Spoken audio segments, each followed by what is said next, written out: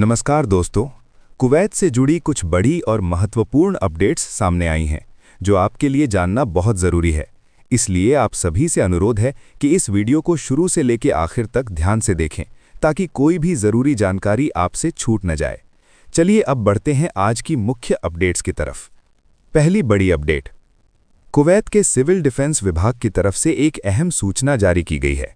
बताया गया है कि सीज़ फायर के बावजूद ईरान की तरफ से कुवैत पर लगातार ड्रोन हमलों की कोशिश की गई है।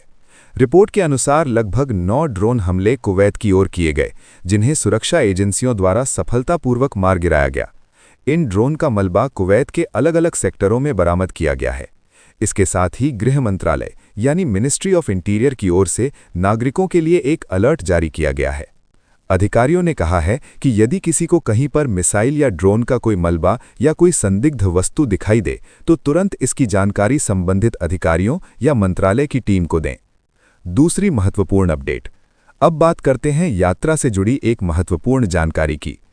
जो लोग इस समय कुवैत आने या कुवैत से बाहर जाने की योजना बना रहे हैं, उनके लिए राहत की खबर है। फिलहाल कुवैत इंटरनेशनल एयरपोर्ट बंद होने के कारण ज़्यादातर यात्राएं सऊदी अरब के एयरपोर्टों के माध्यम से कराई जा रही हैं।